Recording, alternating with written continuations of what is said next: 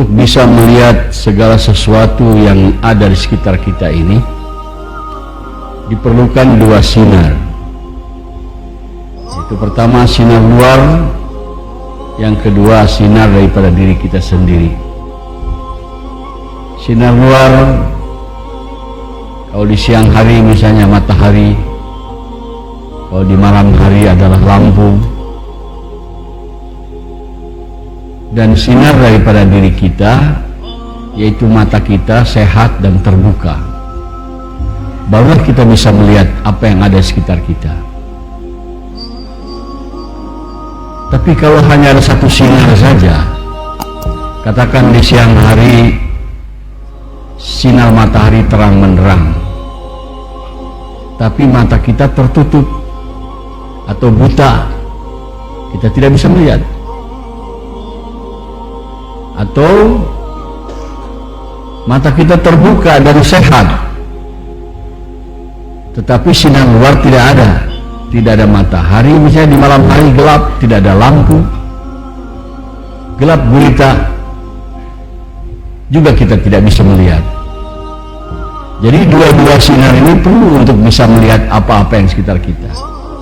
Kalau hanya ada satu saja, tidak cukup. Tidak kita bisa melihat benda-benda di sekitar kita.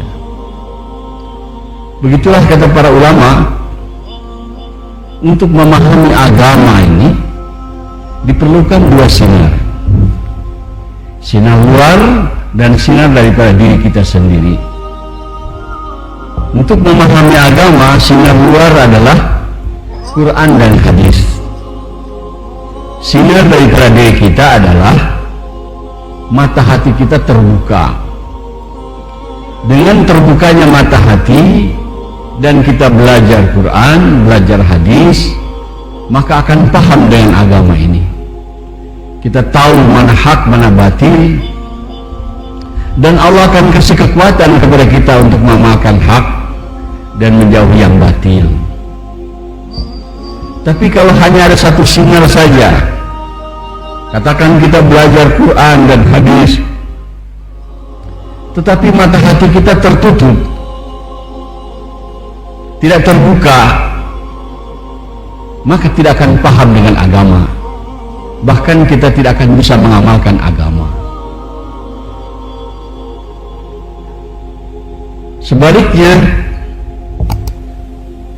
kalau mata hati kita terbuka, tetapi kita tidak belajar Quran, tidak belajar hadis, juga tidak paham dengan agama, karena agama bersumber daripada Al-Quran dan hadis. Jadi kedua-duanya perlu.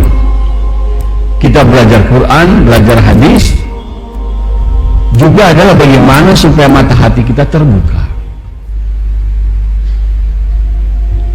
Maka Rasulullah SAW mengajarkan agama kepada para sahabat, tidak hanya merasa cukup dengan diajarkan kepada para sahabat Quran dan hadis, tetapi diusahakan hati para sahabat itu terbuka, yaitu dengan diajak bermujahadah di jalan Allah. Istilah Al-Qurannya untuk membuka mata hati ini adalah tazkiyah, pembersihan jiwa, korban dengan harta dan diri dan bermujahadah di jalan Allah. Itu untuk membuka mata hati. Maka sahabat-sahabat radhiyallahu anhum bukan hanya belajar Quran dan hadis daripada Rasulullah, tapi mereka disertai bermujahadah di jalan Allah. Hadraji Sayyidina Hasan rahmatullahi mengatakan, ayat Quran yang bunyinya qad aflaha man tazakka, sungguh beruntung orang-orang yang mensucikan diri. Yang mensucikan diri adalah yang bermujahadah keluar jalan Allah Subhanahu wa ta'ala. Hadirin yang mulia, tanpa kita bermujahadah di jalan Allah, susah untuk memahami agama.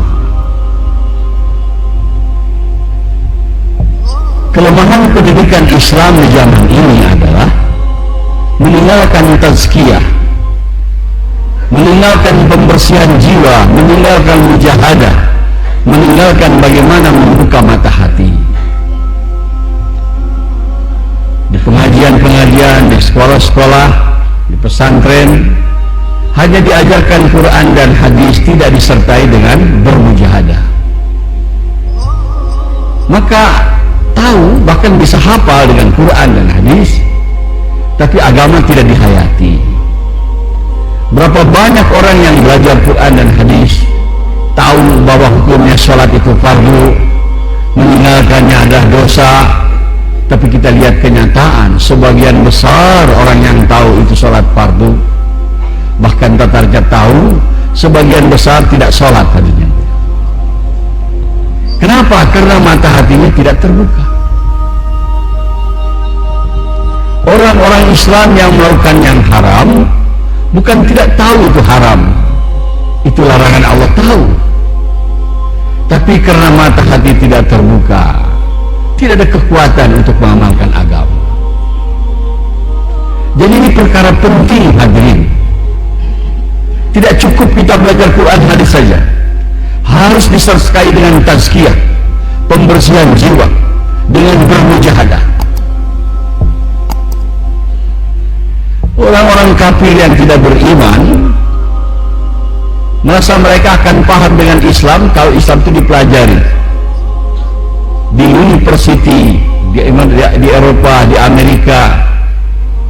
Ada jurusan Islamologi, jurusan keislaman, diajarkan Quran dan hadis. Di antara mereka hafal beberapa ayat Quran dan beberapa hadis, tapi tidak Islam, karena hatinya tidak terbuka.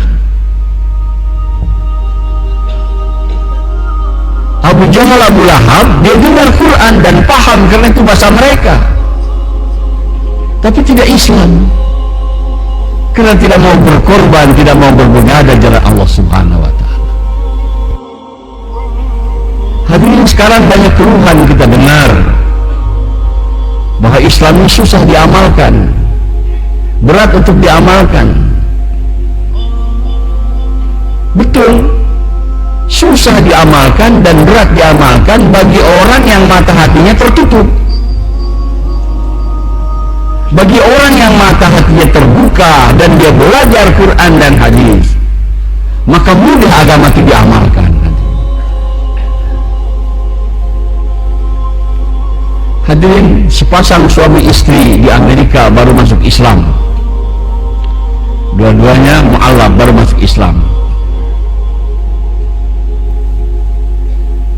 Dia pergi ke India, keluar masturat untuk 40 hari.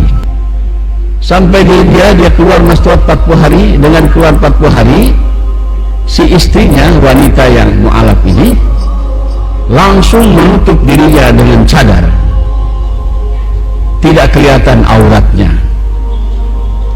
Setelah selesai 40 hari, ada wawancara dengan muslimat daripada Aligarh Muslim University di Aligarh di India.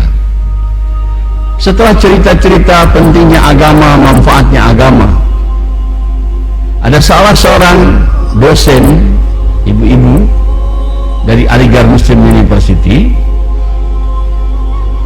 dia muslimah, dia mengatakan, saya setuju, Islam ini cara hidup yang paling bagus, agama yang paling bagus, tetapi di zaman modern seperti ini berat untuk diamalkan.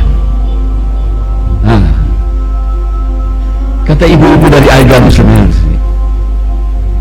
Ini seorang Amerika yang baru masuk Islam mengatakan, pendapat saya, katanya, Islam itu tidak berat diamalkan, asal cara belajarnya ikut cara Rasulullah SAW.